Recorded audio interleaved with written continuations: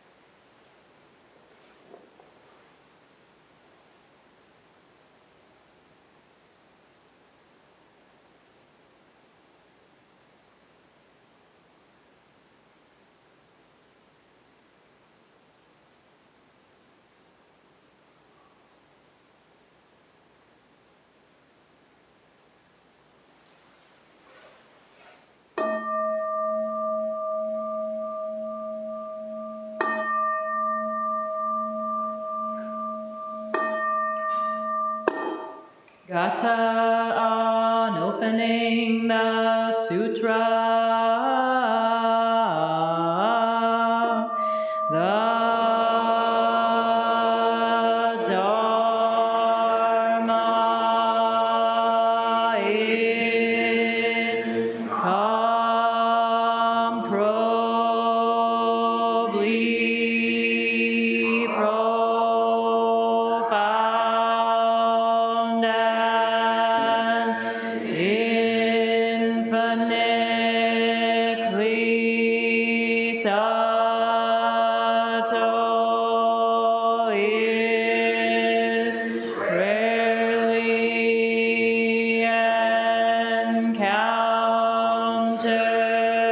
encountered even in millions of ages.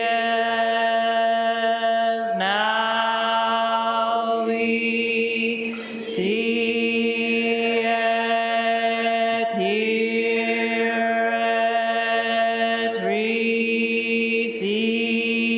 and maintain it. May we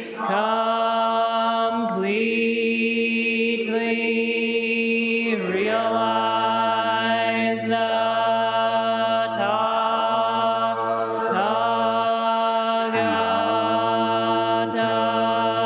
Tathagata's true meaning. Good afternoon, everybody. I'm going to continue my hazardous and dangerous business of talking about the nature of true reality. So it's very tricky. It's very tricky to talk about it. In fact, it might be wiser to just not.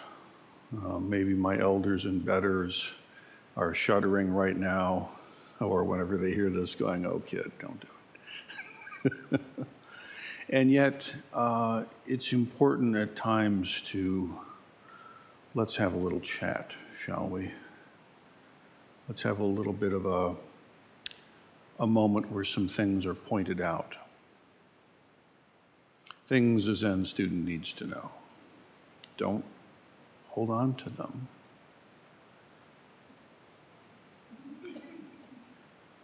But definitely some things to have a sense of. For those who were here or have listened in asynchronously, you'll know that I began this Rohatsu Sesshin with a pretty in-depth conversation about the Buddha's teaching of the skandhas being no self, not self. And this is really when we start talking about prajna, the wisdom end of things. This is where it starts. Avalokiteshvara Bodhisattva, practicing deep prajna paramita, clearly saw the emptiness of all five skandhas, right? And this is where it starts. This is where it has to locate. We have no fruitful way to begin the journey anywhere else. Many of us will have spent countless hours searching all over the place for wisdom. Is it this book or that tome or this teacher or that tradition? And if any of them have any worth to offer, however you find it, or whatever the package looks like, then it will bring you to yourself. As I mentioned in my earlier talk, it's quite not just ironic, but tragic that many of the world's religious traditions teach their adherents to not trust themselves. And I think this has added greatly to the calamity, the ongoing foolish tragedy of the Homo sapien species. However, true wisdom is there. And so we begin by looking at form. Form is emptiness, emptiness form. Form is exactly emptiness, emptiness exactly form. We chant this daily, right? But what is that really pointing to? And what does it mean to really see that and to really engage with that? What does it mean to actualize that for yourself in your own life? Now, one of the main meanings of form in this sense is literally talking about your body.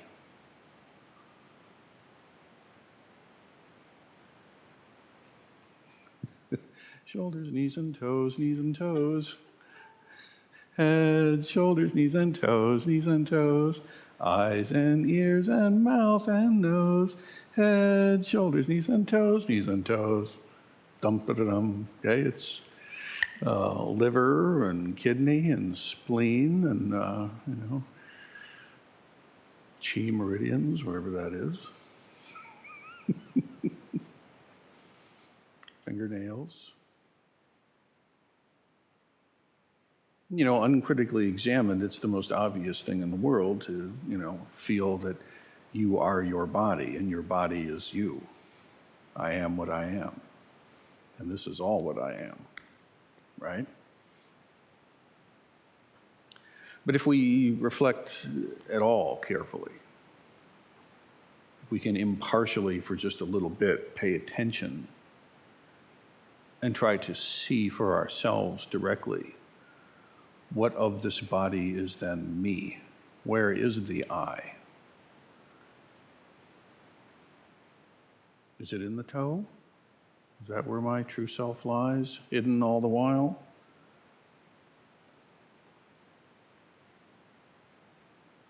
Okay, how about the whole foot? Etc. If you examine very, very carefully and very impartially, you have there's really no other conclusion you can draw.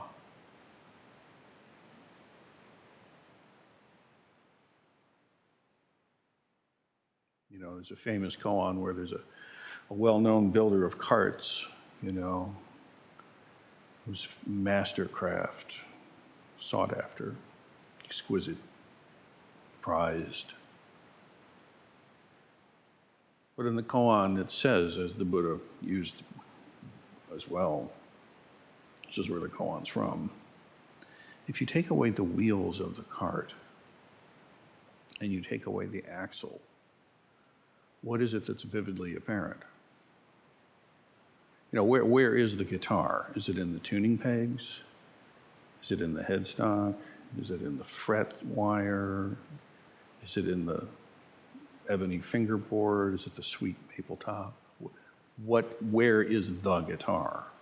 And of course, you don't find a pith or essence or soul or some permanent, self-reliant, singular little guitar in there somewhere.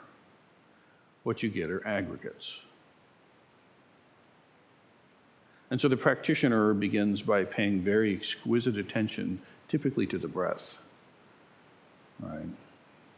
And developing hara and learning how to get the concentration to be substantial enough that you can actually contact your own body. That's not as easy to do as you might think.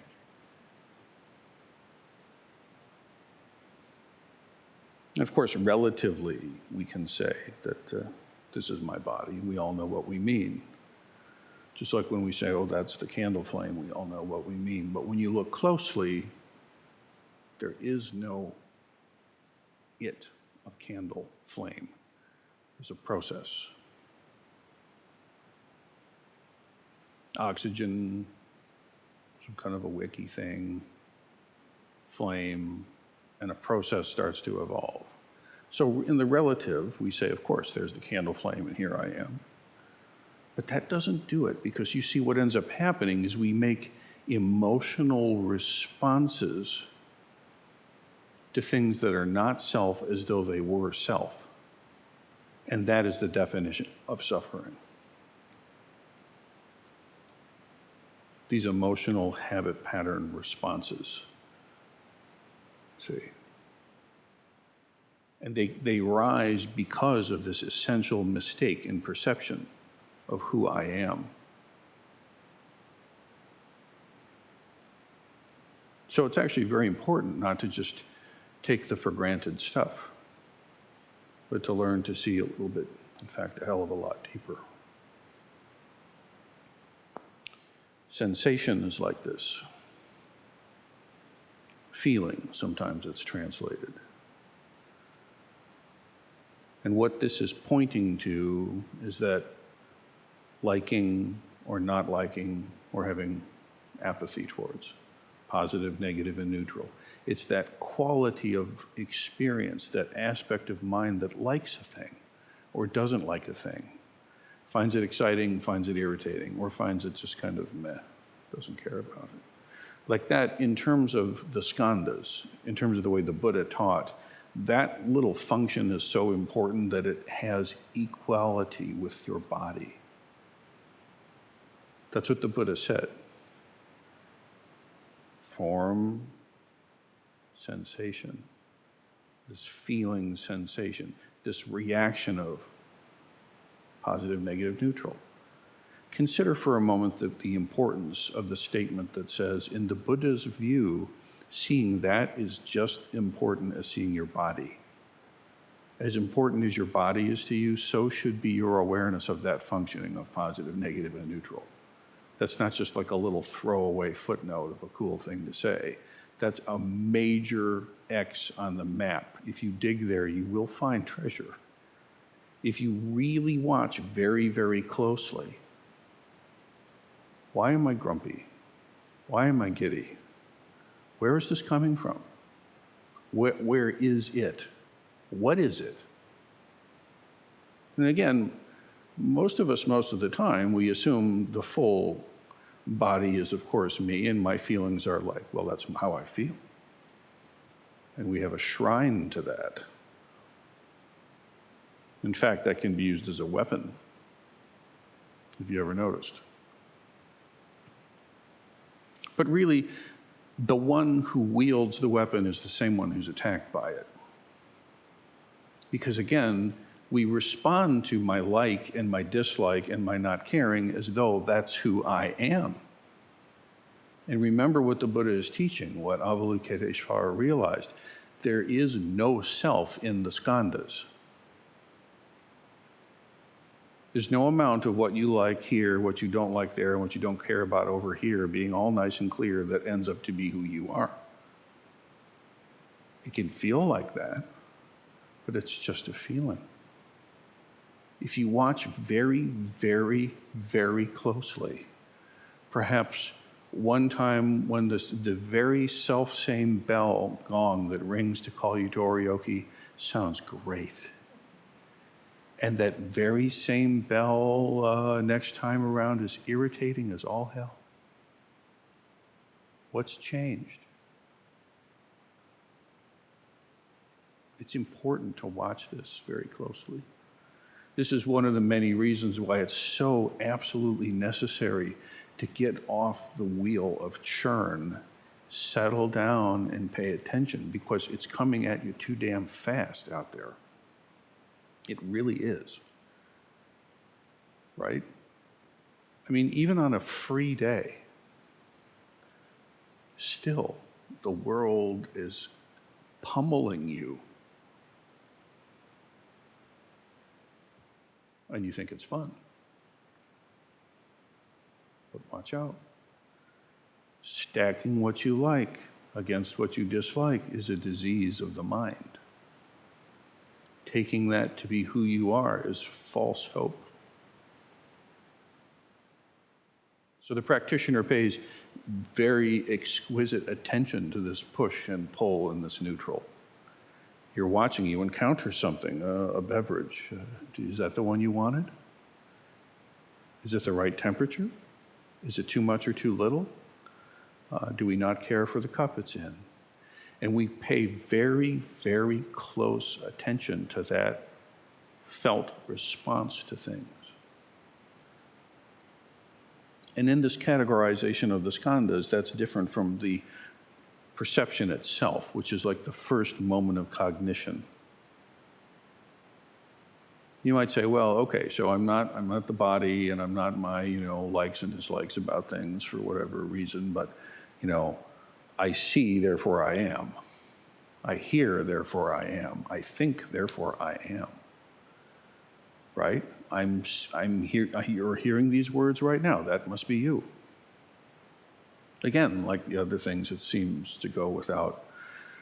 Why would you even question such a thing? But the Buddha is saying again, dear one, the treasure map has marks on it, and that's one of them. When we really investigate that first moment of perception, just seeing a form, just seeing this, you're perceiving this, right? If you investigate very closely what just happened there, or this, something can shatter wide open.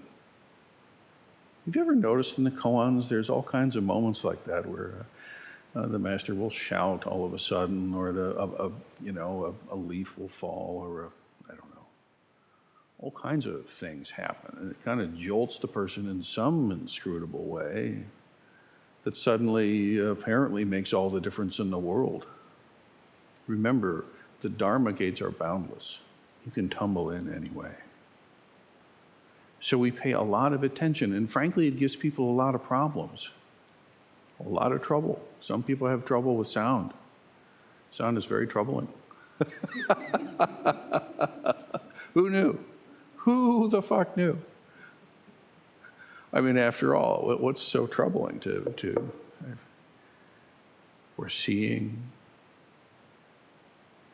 eye, ear, nose, tongue, body itself, and also mind. That instant of perception. So there you are, and a thought of a rainbow Godzilla with tap shoes suddenly approaches. Did you get a visual? Tap dancing Godzilla, a rainbow tap dancing Godzilla with glitter. Is that real? Is it not real? Shit, it's confusing. Somehow you perceived a rainbow Godzilla with tap shoes and glitter. How did that happen? Where did that come from? Is that you? Because see, here's the crazy thing, all right? You start thinking, well, I think, therefore I am, or I creatively imagine a Godzilla, so therefore I am. And then, unfortunately, Now you're not thinking about that, something else, and then something else. And so again, the same criterion of permanent, singular, independent. It's not true of any of the perceptions. Has there been one single sight that you've ever seen in your entire life that has been permanent? It's not so. Has there ever been a single sound that you've heard that stayed fixed? That's not really how it is it? And again, see, you need the samadhi. You need a really, really deep end samadhi to be able to actually start to see the light show for what it is, to actually see what's happening in your own experience as you encounter things. And thoughts are no different. Now, mental reactions, as I said last time, you can basically, a quick Cliff Note guide, that means kind of all the other aspects of what you might think of as your personality. You know, the sum total of your character and personality, the way you show up, the identities you have. It's kind of interesting to me and a little bit concerning to me that many sanghas have been seemingly, to my eye anyway, hijacked by identity. Suddenly the tradition that is based on seeing past all identities somehow seems to be hanging its hat on them in some cases. And let's be clear, I think investigating identities and how they function and how they play in the world is an important thing to know about, but let's not confuse. I mean, even if you were to like craft, God help you, some kind of Buddhist personality, whatever that would be, that's wrong, let alone any other one. My identity is a jazz musician, let's say. Well, that's okay. So maybe my perceptions come and go, you know, and my likes and dislikes erode over time and shift. The body obviously changes. But, you know, I'm a jazz guitarist. Dun, dun, dun. I'm a dad. I'm a son. I'm a ... We have this kind of, you know, again, unexamined, and frankly, a lot of those things are very hard won. It's not an easy thing to do. But if you look for yourself there, you are on a straight road to pain, to suffering. Because if you take that or any variation thereof, I'm the competent one, or I'm the fool, or I'm the whatever,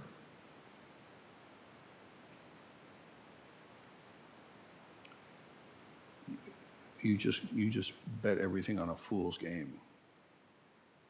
Because you won't find yourself there either. It's not permanent. It's not singular.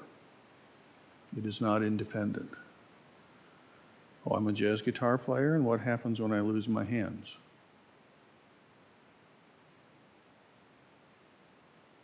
I'm a good son, and what about when my parents have passed away?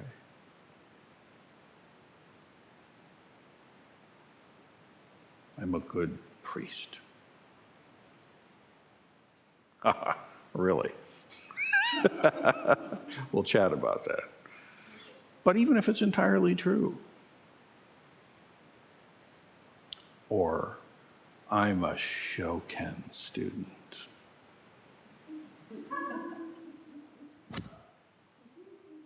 Check my swag, my dull gray.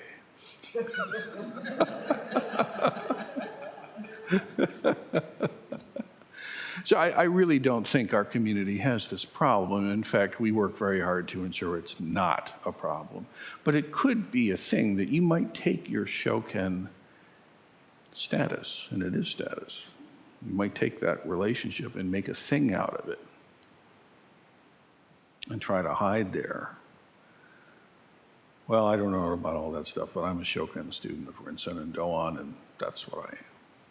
That's no harbor. That is not where you take refuge. Not like that. Be careful. Live into it, yes. Embody it, hell yeah. For yourself and all beings throughout space and time, let's go. Let's rock hard. But don't pretend it's you. Not self.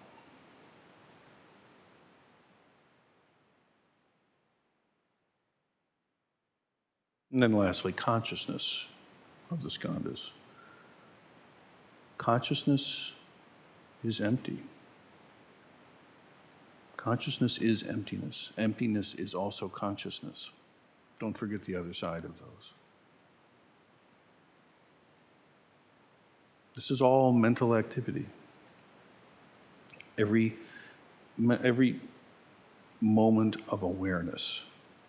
Now this is the most subtle of these things.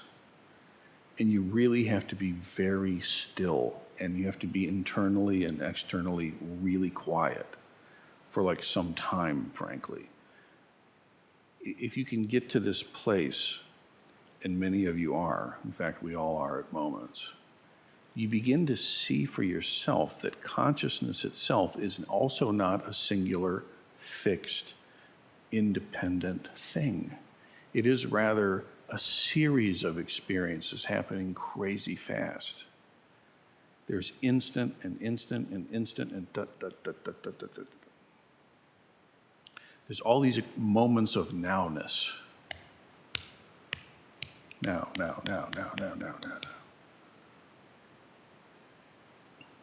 It's as though, when you're watching, back in the day, we used to actually have films, where you had a film and there was different pictures on the films, and it would go through a light camera and it would project an image, and, at regular speed, it looks like the horse is galloping. But, if you slow the thing down, you start to see pictures crawling by instead. So in a way, when your samadhi becomes deep enough, you can start to tap into something like this. There are these discrete packets of nowness. Boom, boom, boom, boom, boom, boom, boom. And let me say it very clearly. If you pay attention to your experience, that's what you experience. What you don't experience, there's a little robot inside your skull that's actually in the command seat. There's no little alien in there that's running you. Well, maybe some of you. But we're working on it,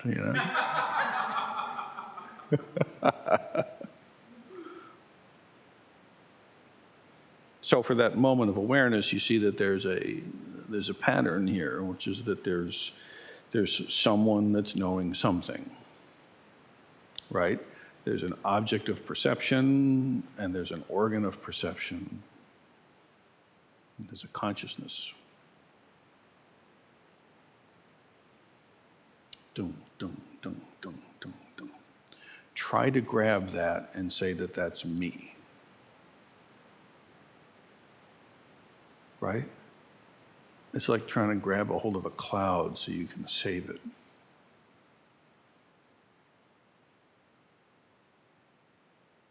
And yet, emotionally, that's exactly what you do. When you're suffering,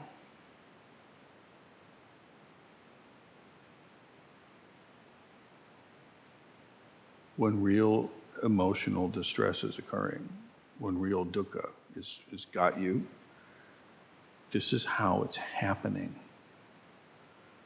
Clinging to something that is not self as though it were self.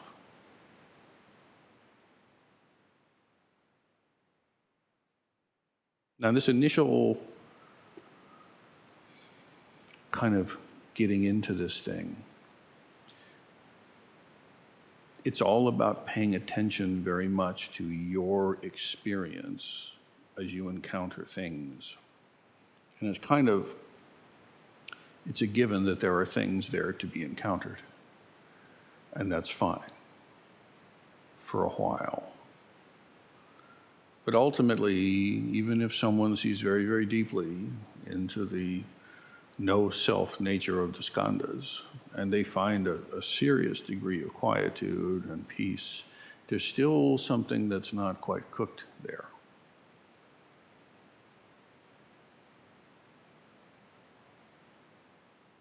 It's not sufficient. So the Mahayana comes in and asks something further.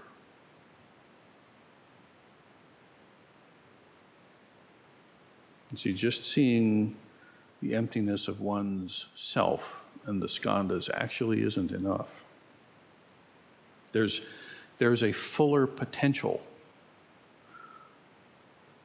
to realize the actual power of Buddha, which is all about alleviating suffering. So the Bodhisattva has a very strong motivation to not only see deeply into the non-self, emptiness, if you will, but also to liberate all suffering beings. Because imagine, for example, if you had some clarity about non-self of the skandhas and perceptions and mental reactions and formations, and you got that good, and then there's still people out there suffering. Well, there's no self here. They should figure that out. And then they'll feel better. But hey, I'm cool. To make an unfair characterization of the view. So then the Mahayana says, well, what about the reality of those things that are being perceived? What about that? Okay, so maybe you have some tumbling into no self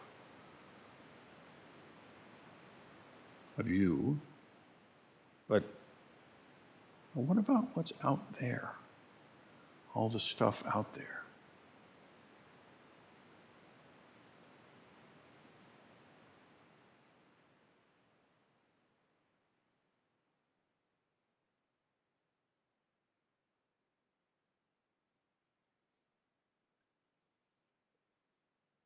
The Gateless Gate, case 30. Mind is Buddha. The main case. Taibai asked Baso in all earnestness, what is Buddha? Master Baso answered, this very mind is Buddha. This very mind is Buddha.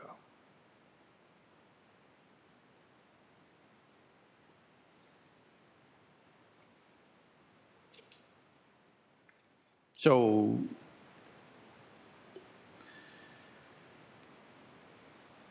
you can imagine if you're in a dream and you're suffering and it's a horrible nightmare. But then somehow in the dream you realize, wait, this is just a dream. I'm not real. This isn't me. And the suffering of that dream goes quite differently now because you've realized that it's not really you. That's kind of like the first. The second is to realize something a little deeper. It's to realize that not only am I a dream, so is that, that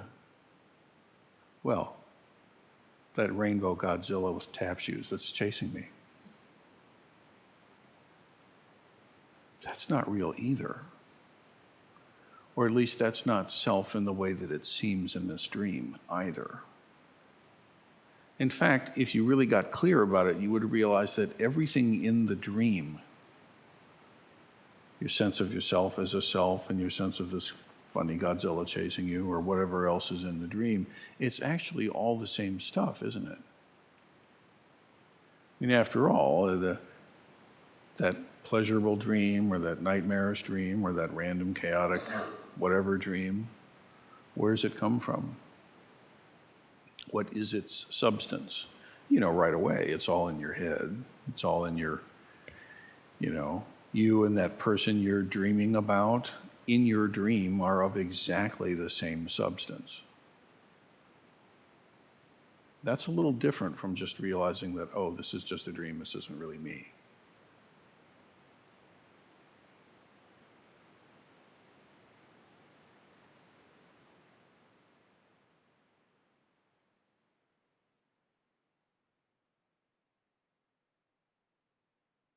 There's a kind of consciousness, it's called the klesha mind. And it's one of the factors of consciousness. And it says, it has this effect, basically, that upon contact with an experience, a sight or a sound or a thought or what have you, the initial perception is not dualistic at all, but almost instantaneously, right after that, there comes a kind of consciousness that separates mind and matter in the way you perceive things. A perceiver and the perceived, the knower and the known. They present as obviously different things. After all, you're sitting there seeing an image of me right now, listening to these words. So obviously there's a hearer and what's heard. But that obviousness is not actually so. It turns out that that's a conception. That's a habit pattern of energy. And it's quite convenient, and in fact, I think it might be necessary for the survival of the species. I think it has a function. Is this lunch? Is this a predator that's going to eat me? Is this a potential pair bonding mate? Is this an enemy I contest with? What? But again, if you take that to be yourself, or you take it to be real in a way that it's not, straight line to dukkha.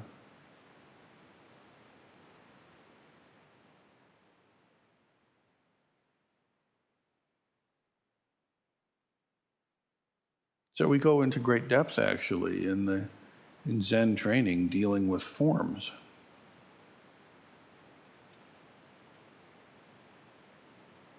All kinds of ways. You know, in fact, almost right away. As soon as you start working on real wisdom stuff, it's all kind of in the sauce. It's not acceptable to just have a partial understanding or a partial experience or a partial way of relating.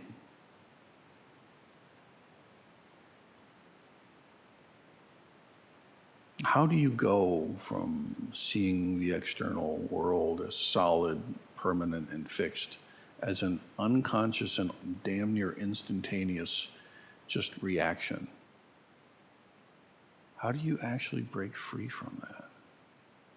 See, the Buddha says very clearly, and the ancestors verify you can. Ironically, in and of itself, it's fine, but when you misperceive it or align yourself incorrectly around it, then suffering comes.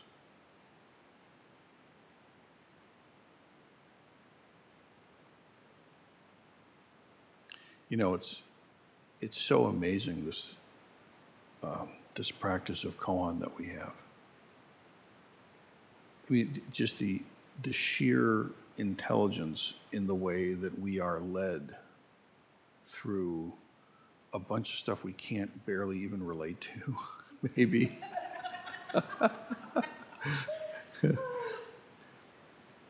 But you know, there's nothing in that koan training that's just random. There are no throwaways. And when you encounter one that is kind of particularly a little bit sticky or bothersome in some way, triggering perhaps, you should really perk up. You should get very curious about that. Why is this? Where is this? What's the stuck here? Who is it that isn't seeing it right? And again, it comes down, you have to settle, you have to really settle down. You have to stop. If you're chasing after the correct response to a koan, you are doomed. Even if you were to somehow stumble on something approaching the correct response, but if it's not coming from here, it's not going to be right. You see, this thing called your Dharma eye is real. that Dharma eye has to open, and it does. But it's almost like that scene in The Matrix where Neo wakes up and he's got all the acupuncture needles in him, and his eyes aren't, he can't stand the light. You know the scene I'm talking about, or is that too old a reference now? You know? And Morpheus, he asks Morpheus, why do my eyes hurt? And he says, because you've never used them. There's something very deep about that. You think you're using your eye, but you're not. And when that Dharma eye really starts to open up, it's quite something. But it's not just a one and done, is it? Do you disagree? There are levels. There are levels you have not seen yet, but that doesn't mean they're not there. So don't be satisfied. I mean, in the most healthy possible way, don't be satisfied.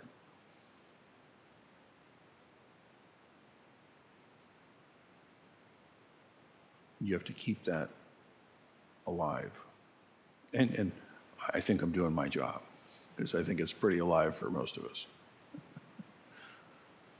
And by the way, koan study looks lots of ways. Don't be fooled by that either. If you're sitting here thinking you're not doing koan study, you're wrong.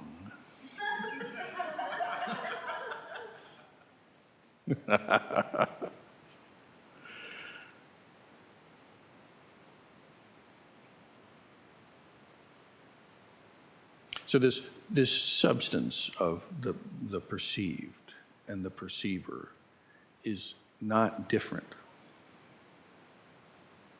It's not mind and matter, perceiver and perceived.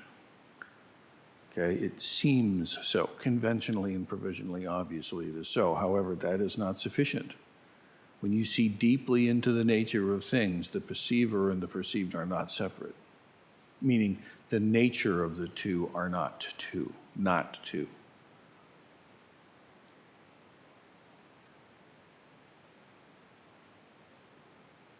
So this mind that is Buddha is sometimes called the Tathagata Garbha, Alaya Vijnana. There's a universal Tathagata mind, you could say. And everything is an expression of that mind from this perspective in the training. You begin to see, like that dream analogy, everything in the dream is of the same substance. Anybody been having any dreams this session? Everything in that dream is you. And the substance of that dream is your mind. All the same. All the characters, all the events, all the experiences, the perils and the rewards or whatever. But what about this? How do you know you're not dreaming right now? Can you prove it? Can you, in your own experience, actually verify and prove that you're not dreaming? I mean, if you really think about it, you're basically like a brain in a vat. That's what's happening. You're a brain in a vat. And there's little connectors to sensors. Right? And so you looking out now and you're seeing this stick, but actually what's really happening is that there's some light frequency waves, whatever, bouncing around, and they're hitting this squishy gelatinous thing, and it's projecting to the back of you somehow upside down, and your brain basically decodes that and hallucinates reality for you. Boo.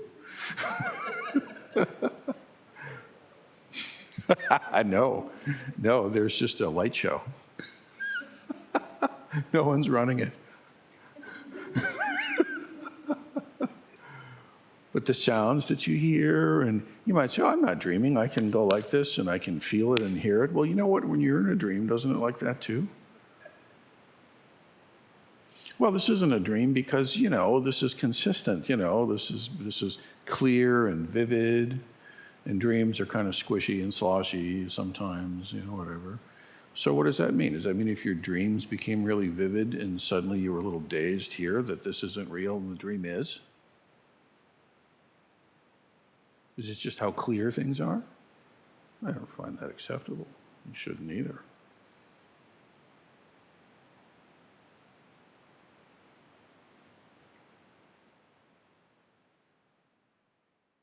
The master yells, the disciple wakes up.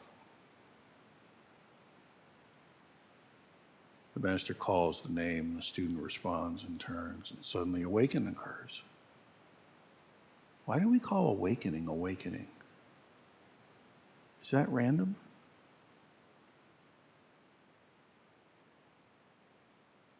Spoiler, no. It's not random.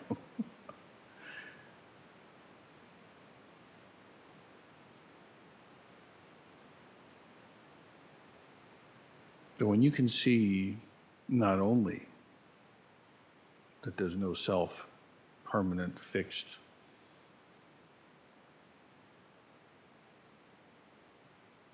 you in the body, in your likes, dislikes, or apathies,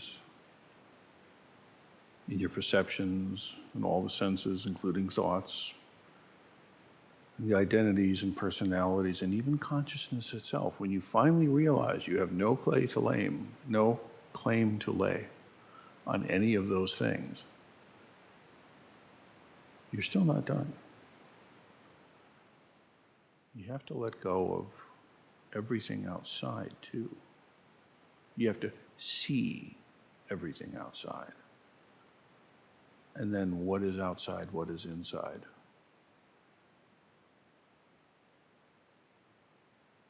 Perceiver, perceived, organ of perception. So an eye and a visual stimuli and a consciousness. But none of those happen by themselves. There is no perceiver without perceptions. There's no perceptions without perceiver. They arise instantaneously, like the reflection of yourself in a mirror. You can't grab one part and speculate and say, oh, I think that must be me. Well, you can. But again, that is the Titanic moving full speed ahead into a sea filled with icebergs.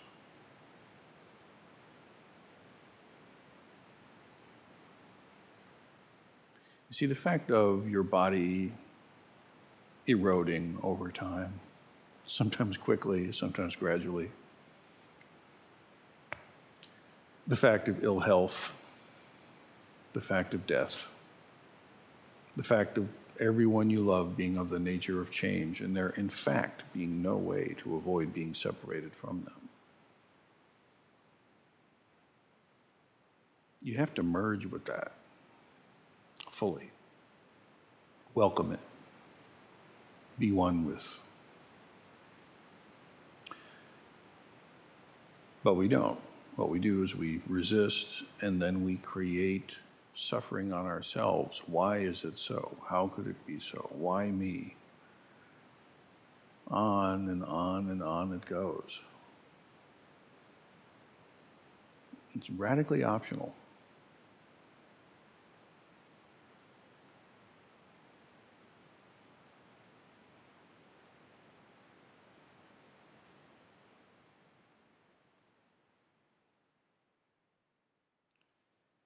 I'll close with the Lankavatara Sutra. Mahamati, the Buddha said, Discrimination does not evolve, nor is it put away, because when all that is seen is truly recognized to be nothing but manifestations of mind, all that is seen is recognized to be nothing but manifestations of mind. Mind is Buddha. When all that is seen is truly recognized to be nothing but manifestations of mind, then how can discrimination with being or non-being evolve? It is for the sake of the uninstructed who are addicted to the discrimination of the multiplicity of things which are of their own mind that it is said by me that discrimination takes its rise owing to attachment to the aspects of multiplicity, which is characteristic of objects. It's a little clunky language, but multiplicity means all the things. All the things. All the shiny and prickly things. And they all have different characteristics. The thing that's fuzzy is so fuzzy, and the thing that's prickly is so fucking prickly, and hot and cold and all the rest. And because you discriminate those things and take them to be self-existent, when in reality they are all just expressions of mind, then you suffer.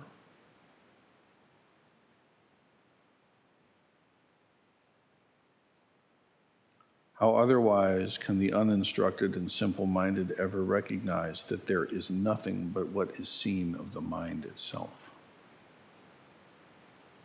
Isn't that kind of crazy? This whole time,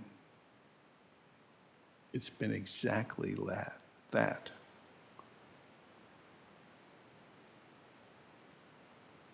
What is Buddha? Buddha is mind.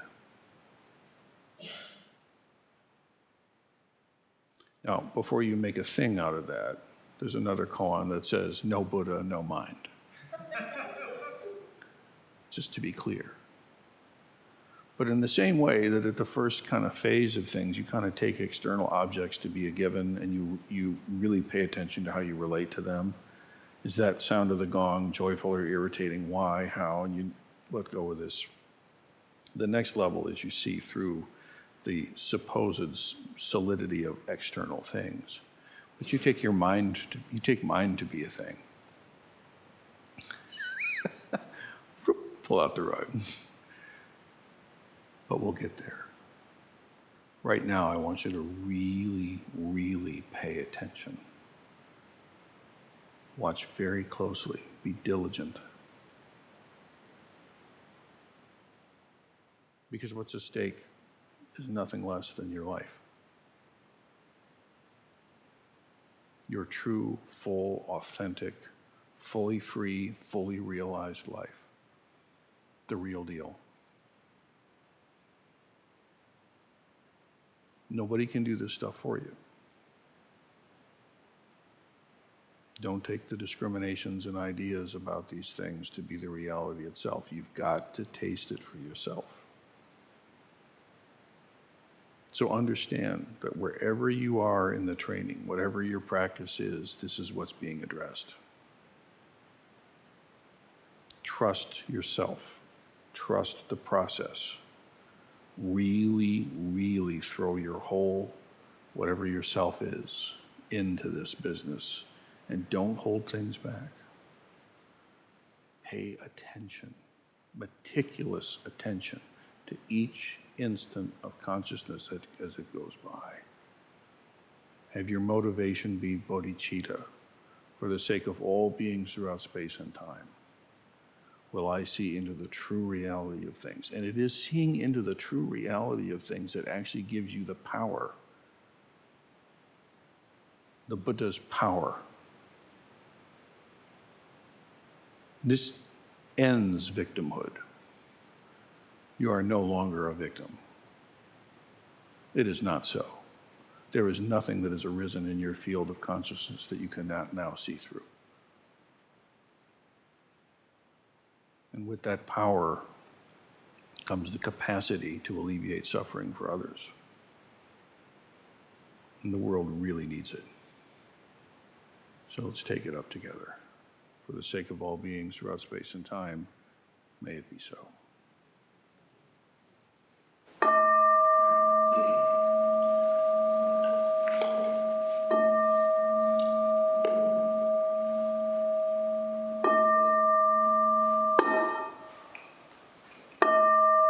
Beings are numberless. I vow to free them. Delusions are inexhaustible.